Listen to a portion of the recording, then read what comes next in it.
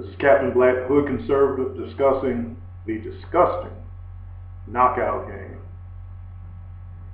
Think about it. If groups of white youth in American urban centers were targeting black adults and children and sneak punching, sneak attacking, delivering one-hitter quitters, and as Batman 300, the founder of Detroit Street Watchers, has noted, in his city at least, when the victims are women, a number of them are finding themselves raped on top of being attacked physically. If whites did this to us, would we have any reason not to be upset? Against this backdrop, why is the black community so silent about a small number of young people who are preying on other people? We can't have it both ways. You can't blame others for the wrong they do to you and not hold those in your number responsible for the wrong they commit. Punching people, knocking them unconscious, and or raping them is absolutely wrong. And way down on the list is also not good for race relations. We have had an American black, and it can be contested, some say, whether he is an American black, but we have had a person who is unlike all the other presidents which preceded him, served the country for 2 terms. And these 2 terms have exacerbated racial tensions. We can debate why that has happened, but against this particular reality, racially charged crime is not the answer.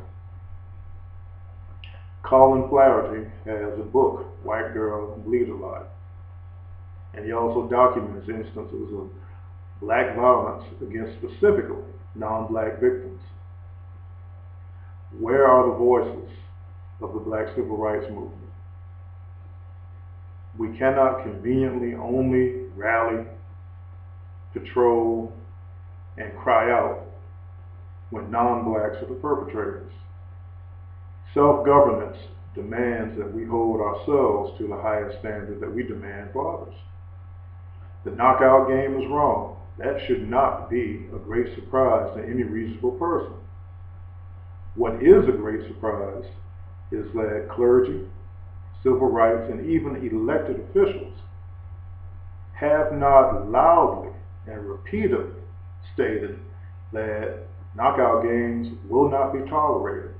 You can't use slavery, you can't use discrimination, you can't use any excuse for walking around and attacking people. It's sad that we even have to have a debate about this.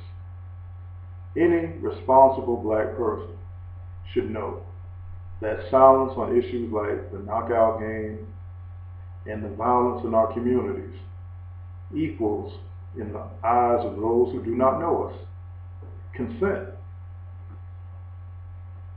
Not only do we have a moral obligation, but we have a strategic responsibility to make sure that egregious actors in our community are punished, that they are not exalted, that they are not excused, or otherwise we cannot hold other Americans responsible if they in turn choose to mobilize against us, culturally, legally, or literally.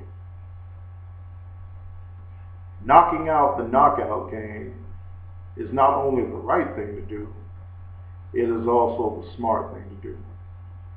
There is too much racial tension in America, and the longer that we are silent about the wrongdoing in our ranks, the longer this tension will boil.